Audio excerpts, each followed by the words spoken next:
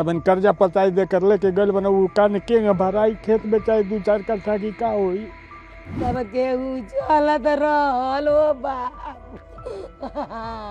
राजाऊ हमरे राजाऊ के चाहिए हमके कहीं से खोज के दी लोग आप लोग। माता पिता के आंसू रुक नहीं रहे, पत्नी बिलक रही है। ये हाल है शिवानंद चौरसिया के परिवार का, जिनकी मौत ओमान तट के पास उस तेल टैंकर पर हुई जिस पर अमेरिकी सेना ने मिसाइलों से हमला किया था। इस हादसे में 3 भारतीयों की मौत भी हो गई। हालांकि इनमें से कोई भी किसी देश के लिए जंग नहीं लड़ रहा था, बल्कि सब अपने परिवारों का पेट पालने के लिए नौकरी कर रहे थे। मगर मिसाइल हमले में उनकी जान चली गई।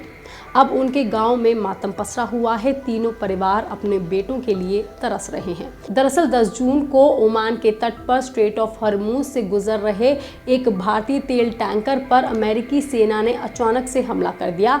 इस जहाज पर 24 भारतीय क्रू मेंबर सवार थे, जिनमें से 21 को तो बचा लिया गया, लेकिन 3 भारतीय नाविक हमेशा के लिए अपनी जान गंवा बैठे। इन्हीं 3 मृतकों में शामिल थे यूपी के देवरिया के रहने वाले 35 साल के शिवानंद चौरसिया, जो इस जहाज पर इंजन फिटर के तौर पर तैनात थे। शिवानंद के पिता रामजी चौरसिया पेशे से एक गरीब किसान हैं और उन्होंने पाई जोड़ करके अपने बेटे को नौकरी पर भेजा था।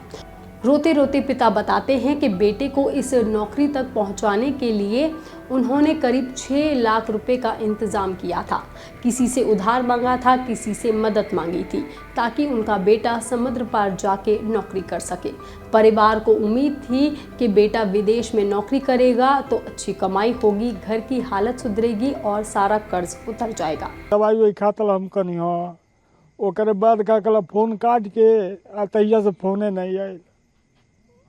हाँ कईगो लड़का बाड़े को 2 लड़का। अब कब से गइल बाड़े? अरे उनके गइले तो घर से 2 साल ले हो गइल बा। खाली लखनऊ रहत न पड़त, खाली पूना जात न हुआ, खाली बम्बई पड़त न यहाँ कह के वो गइल न हुआ। कितना दिन से शिप पे नौकरी करत रहे? भाई अब 6 महीना भाई 6 महीना से अब कर्जा पताई दे कर लेके गल बना वो कान के भराई खेत बेचाई 2-4 कट्ठा की का होई। पिता बताते हैं कि 9 जून को उनकी शिवानंद से आखिरी बार बात हुई थी। उसने कहा था कि सब कुछ ठीक है और मैं थोड़ी देर बाद फिर फ़ोन करूंगा, लेकिन उसके बाद उसका फ़ोन नहीं आया और ये इंतज़ार कभी ख़त्म नहीं हुआ। मंगलवार को 9 बजे शाम को 9 बजे बात हुआ था। क्या कह रहे थे? हाल चाल पूछे, समाचार, तबीयत सब कुछ ठीक था। उसके बाद से कहे अभी ठीक है, अभी हम बाबू को सुला दे, अभी हम फिर फोन कर रहे हैं। उसे तने बतिया बहुए हमारा जो उसे हाले चल कुछ हुआ नहीं बहुए का कहत रहले आवे खातिर ऐसन कुछ नहीं। बहुत रानी हो दादा, कुछ नहीं। बहुत पहले 8 दिन पहले पूछनी को तनी दुबई पहुँचा तनी हमारा जब कहत रहनी है दुबई से बने 1 महीना लगी सिंगापुर आई, तब देखा अभी 8वां 9वां महीना में भेजिए सब दादा। अगले ही दिन खबर आई थी कि ओमान के तट के पास जिस तेल टैंकर पर शिवानंद काम कर रहे थे वो अमेरिकी हमले का शिकार हो गया है। शुरुआत में परिवार को बताया गया था कि जहाज पर मौजूद 21 लोगों को बचा लिया गया है, जबकि 3 भारतीय नाविक लापता हैं। ऐसे में घर वालों को उम्मीद थी कि शायद शिवानंद भी सुरक्षित मिल जाएंगे।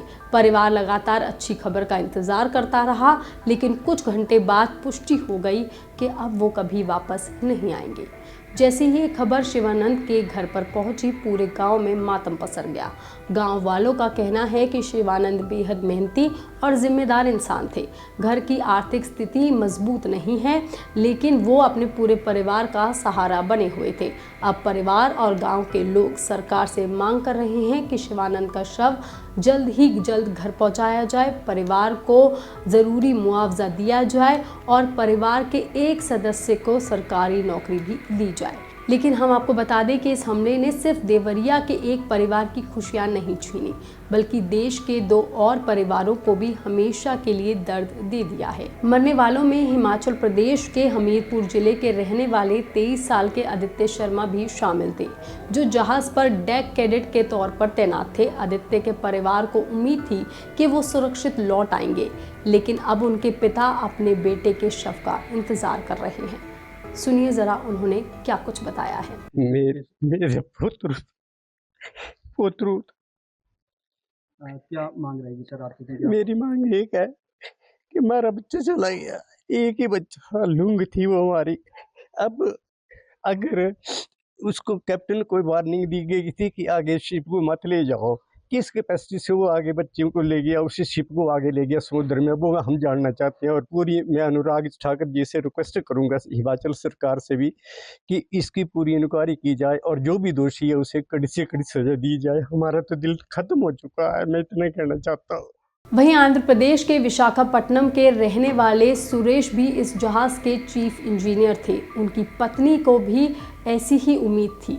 यानी ओमान के तट पर हुआ ये हमला सिर्फ एक जहाज पर हुआ हमला नहीं था, इसने उत्तर प्रदेश, हिमाचल प्रदेश और आंध्र प्रदेश के 3 परिवारों की खुशियां छीन ली। किसी ने अपना बेटा खो दिया, किसी ने अपना पति और किसी के बच्चे के सिर से पिता का साया ही उठ गया। लेकिन आखिर अमेरिका ने इस कमर्शियल तेल टैंकर पर निशाना क्यों साधा था? इस पर अमेरिका का दावा है कि ये तेल टैंकर ईरान से तेल ले जा रहा था और जारी नाकाबंदी का उल्लंघन कर रहा था। जहाज को कई बार चेतावनी दी गई, लेकिन चालक दल ने उस चेतावनी को नज़रअंदाज कर दिया। इसके बाद एक अमेरिकी सैन्य विमान ने जहाज के इंजन को निशाना बनाते हुए सटीक हथियारों से हमला कर दिया, जिसका वीडियो भी अमेरिका ने जारी किया है। लेकिन इन बेगुनाह क्रू की इस तरह से जान जाने पर भारत सरकार ने सख्त एतराज जताया है। भारत ने नई दिल्ली स्थित अमेरिका दूतावास पर उप प्रमुख जेसन को तलब कर लिया है और साफ शब्दों में चेतावनी दी है कि कमर्शियल जहाज़ों और नाविकों को निर्देश दिए जा चुके हैं, उनको टारगेट करना बंद होना चाहिए। हालांकि इसके बाद भी इन तीनों परिवारों का दुख कभी कम नहीं हो सकता। ये खबर, ये जानकारी आपको कैसी लगी, आप हमें कमेंट करके ज़रूर बताएं। बाकी तमाम खबरों के लिए आप देखते रहिए लोकमत हिंदी।